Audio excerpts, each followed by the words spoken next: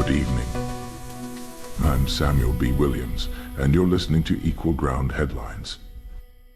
This week, a series of coordinated attacks targeting Tesla vehicles and facilities have escalated tensions nationwide. Both President Donald Trump and Tesla CEO Elon Musk have labeled these acts as domestic terrorism, advocating for severe legal repercussions against the perpetrator. Terrorism. New York Magazine. Escalation of attacks on Tesla.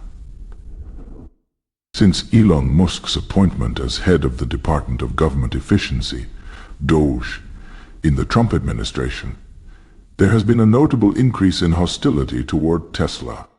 Protests have evolved into more aggressive actions, including vandalism, arson, and shootings at Tesla dealerships and charging stations across the United States and Europe.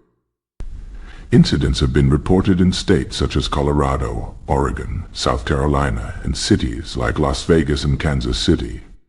In Las Vegas, several Tesla vehicles were set ablaze outside a service center, with the word "Resist" spray-painted across the building's front door.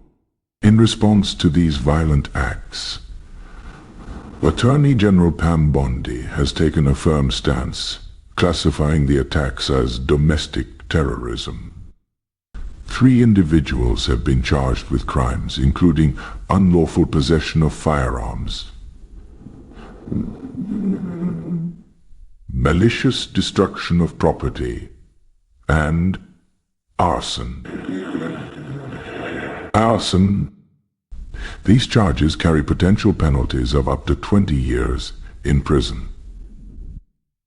Bondi emphasized the severity of these actions, stating, "Such acts are nothing short of domestic terrorism, and those responsible will be prosecuted to the fullest extent of the law." President Trump has echoed this sentiment, issuing stern warnings to those involved in the attacks.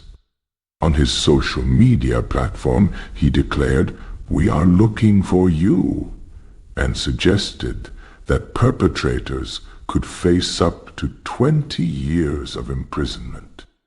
The president underscored the administration's commitment to maintaining law and order, particularly when actions threaten public safety and economic stability. Elon Musk has expressed shock and dismay at the escalating violence directed toward Tesla. He remarked, "It's really come as quite a shock to me, this violence from the left. I thought the Democrats were supposed to be the party of empathy, the party of caring, and yet they're burning down cars and firing bullets into dealerships." Musk emphasized that Tesla is a peaceful company focused on innovation and productivity, and he condemned the destructive actions as counterproductive and harmful to societal progress.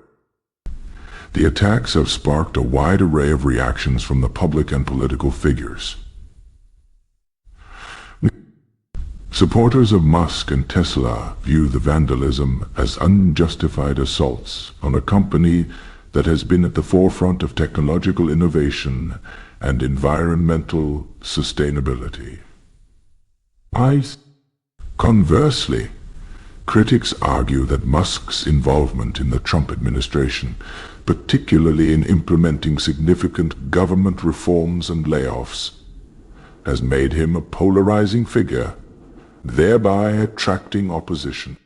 The Tesla takedown movement, initially a peaceful protest against Musk's political role, has been linked to some of the more extreme actions, although its leaders have condemned the violence.